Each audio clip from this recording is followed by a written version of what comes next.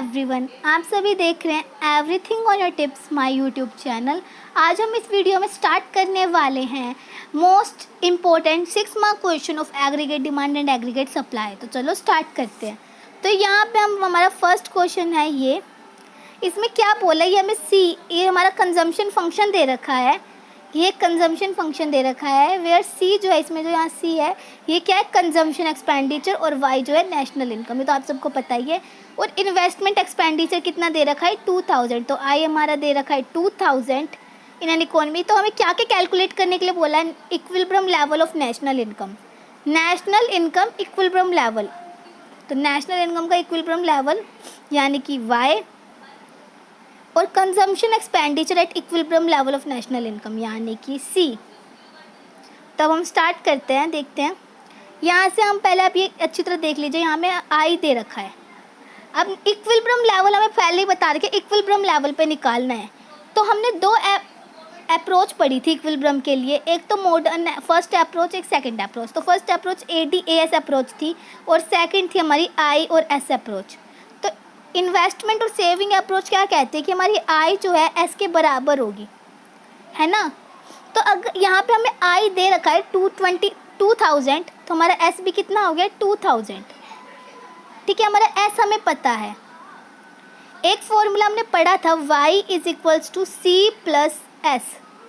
Income क्या है हमारी, सेविंग प्लस कंजम्पशन, ये तो हमने फॉर्मूला आपको पता ही होगा। तो यहाँ से हमें ना Y पता ना C पता, हमें S पता है। लेकिन तो यहाँ से हम क्या कर सकते हैं, हम ऐसे लिख सकते हैं इसे, Y - S = C। यहाँ पे अगर हम ऐसे लिख लेंगे तो उसके बाद हमारे C में, यहाँ पर हम अपने C की वैल्यू डाल सकते हैं, जो कि कंजम्पशन फंक्शन है। उसके बाद हम करते हैं। तो हम एक बार मैं आपको इसका सोल्यूशन दिखा देती हूँ कैसे कर सकते हैं हम इसी तरीके से। यहाँ पे है हमारा Y = C + I, या C हमारे यहाँ पे फंक्शन दिखा रखा है हमने। तो हमने Y को C + I लिखा है, क्योंकि I = S है, तो अब Y = C + S भी लिख सकते हैं, वो आपकी मर्जी है, बट आपको बताना पड़ेगा क्यों। तो Y = C + I, तो यहाँ पे Y के बाद हमने C की जगह C का फंक्शन रख दिया, जो ये C का फंक्शन था हमारा ये वाला, हमने ये फंक्शन रख दिया, प्लस I की जगह I की वैल्यू रख दी। अब यहाँ पे हमारी इक्वेशन जो है ये 1 वेरिएबल में होगा, दोनों तरफ Y है। तो हम Y वाली टर्म्स को इकट्ठा करेंगे और इसे सोल्व करेंगे, तो हमारा Y कितना आ जाएगा, 4100। तो हमारी नेशनल इनकम कितनी निकल गई, 4100। अब क्या हुआ, हमारी नेशनल इनकम तो निकल चुकी है, हमारी Y की वैल्यू आ गई। अब हम यहाँ से C की वैल्यू आसानी से निकाल सकते हैं, सिंपल Y की वैल्यू पुट करेंगे और हमारी C की वैल्यू निकल जाएगी। तो इसमें हम सेकंड पार्ट जो है इसमें हम कैसे करेंगे, हमने यहाँ पे इस फंक्शन में Y की जगह 4100 रखा, इसे सोल्व किया तो हमारी क्या गई, C की वैल्यू 2100। तो कंजम्पशन क्या हुआ हमारा, 2100। तो आप एक बार इसको लिखने का तरीका देख लीजिए, आपको क्वेश्चन लिखना कैसे है। Y = C + I करके हमने यहाँ C की क्या इक्वेशन दे रखी थी वो लिख दी। Equilibrium level of national income में Y = C + I होता है, यहाँ पे पुट करी वैल्यूज़ और निकाल लिया। ऐसे ही नीचे हमें वैल्यूज़ पुट करनी और निकाल लेना है। अगला हम चलते हैं हमारे सेकंड क्वेश्चन की तरफ। तो सेकंड क्वेश्चन देखते हैं हम अपना, distinguish between aggregate demand and aggregate supply. तो क्वेश्चन क्या है, एग्रीगेट डिमांड और एग्रीगेट सप्लाई के बीच में हमें डिफ्रेंशिएट करना है। From the following data about an economy calculate its equilibrium level of income. देखो क्वेश्चन हम आगे करते हैं, पहले एग्रीगेट डिमांड और एग्रीगेट सप्लाई के बारे में बात कर लेते हैं। ये हमारी एग्रीगेट डिमांड और एग्रीगेट सप्लाई है। तो aggregate demand refers to the total value of final goods and service. यहाँ डेफिनेशन लिख देंगे पहली बारी में हम कि एग्रीगेट डिमांड के total value of final goods है, जिसमें all sector of an economy are planning to buy at a given period of time. क्या करें, उसे खरीदने के लिए प्लानिंग करें ऐसी वैल्यू गुड्स की, उसको क्या कहते हैं, एग्रीगेट डिमांड। और जो है ऐसी वैल्यू जिस पे जो हमारे सप्लायर हैं वो राज़ी हो जाए उसे सप्लाई करने के लिए, वो एग्रीगेट सप्लाई। इसमें कंपोनेंट लिख देने हैं एग्रीगेट डिमांड के, CIGX-M ये वाले लिखने हैं इसमें, और ऐसे एग्रीगेट सप्लाई में लिखने हैं सेविंग, कंजम्पशन, एक्सपेंडिचर, ये हमारे क्या एग्रीगेट सप्लाई के कंपोनेंट है। AD जो इसका कर्व जो है Y एक्सिस से ओरिजिनेट होता है, और इसका कर्व क्या होता है, ओरिजिन से होता है। ठीक है, ये Y एक्सिस से बनती है हमारी जो डिमांड का जो कर्व है, और ये क्या होता है, ओरिजिन से बनता है। बस यही बताना है इसमें। हम आगे चलते हैं, इसका जो सेकंड पार्ट था, from the following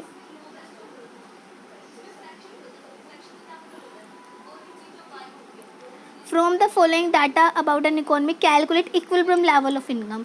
equilibrium level of income निकालनी थी, मतलब हमें वाई निकालना है। तो हमारा एमपीसी कितना है 0.8, इन्वेस्टमेंट हमारी दे रखी है 5000 और ऑटोनोमस कंजप्शन कितना है 500। तो हमारी इक्वेशन होती है C is equals to C bar plus B Y. तो हमें सी जो है हमारा बी तो हमें दे रखा है 0.8, वाई हमें निकालना है, सी बार हमें दे ही रखा है 500 और क्या है हमारा आई इन्वेस्टमेंट जो है वो हमें कितनी दे रखी है 5000। तो हम क्या करेंगे I is equals to S करके पहले एस निकालेंगे और सेम जो हमने ऊपर किया था सेम यही करना है बस, और कुछ नहीं करना। ठीक है, एज इट इज़ वही क्वेश्चन है, मतलब बस थोड़ा सा चेंज है तो वो आप देख लेना। अब हम चलते हैं हमारे नेक्स्ट क्वेश्चन पे। Question number 3, distinguish between autonomous investment and induced investment. Autonomous और इंड्यूस्ड इन्वेस्टमेंट के बीच में डिफरेंशिएट करना है।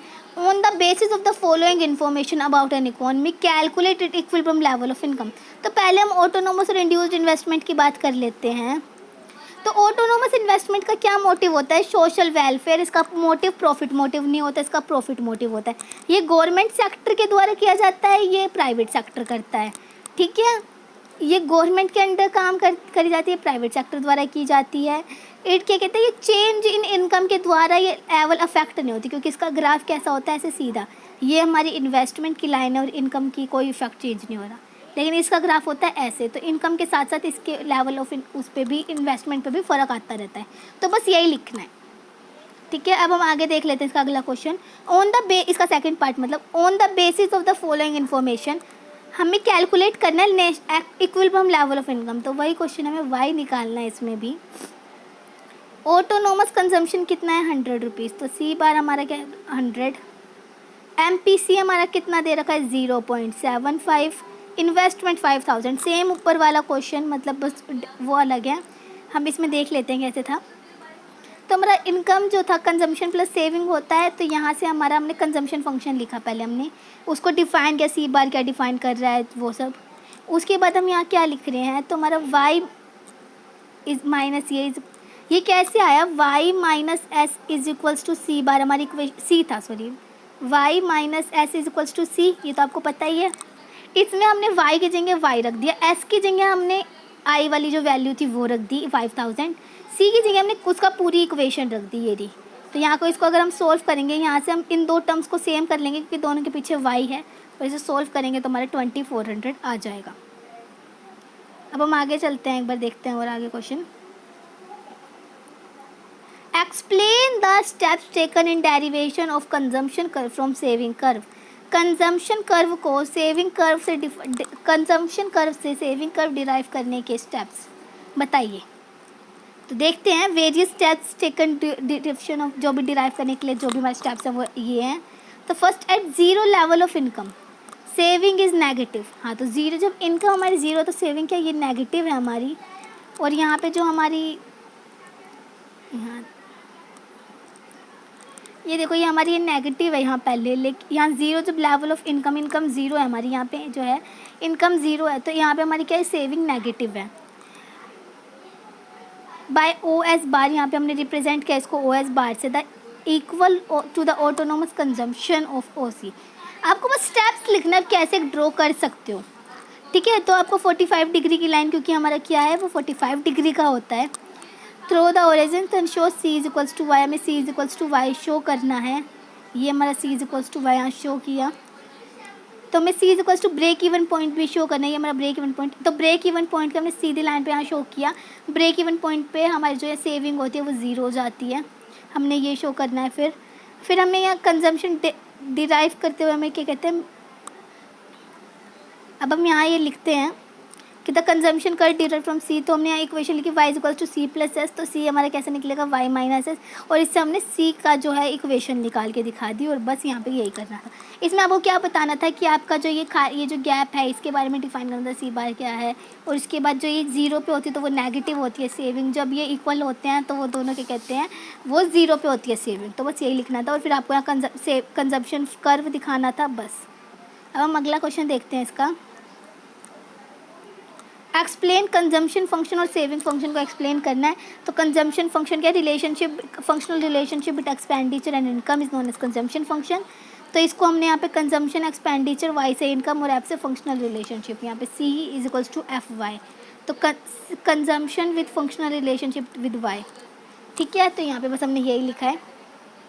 कंजम्पशन फंक्शन जो है अलजेब्रिकल टर्म्स में कैसे लिखा जाता है, ऐसे लिखा जाता है, ये बताया यहाँ पे। इसका सी क्या डिफाइन करता है, वाई क्या है, बी क्या है, ये सब हमने बता दिया। अब हम आते हैं सेविंग कर्व में। तो functional relationship between saving and income बता दिया, इसको हमने ऐसे डिफाइन किया। और इसके अंदर जो सेविंग फंक्शन है उसके अंदर क्या क्या चीज़ें आती हैं, एस का क्या मतलब है, एस बार का क्या मतलब है, एम पी सी का क्या मतलब है, एम पी एस का क्या मतलब है, बस यही बताना है और कुछ नहीं। ये हमारे 6 मार्क का क्वेश्चन थे जो कि बहुत ईजी हैं। अगर आपको कुछ भी इसमें हार्ड लगा हो तो मुझे कमेंट करके बताना, और अगर आपको ऐसी वीडियोस और चाहिए तो मेरे को कमेंट में बताना ज़रूर, मैं हर चैप्टर की ऐसी वीडियोस लाऊंगी।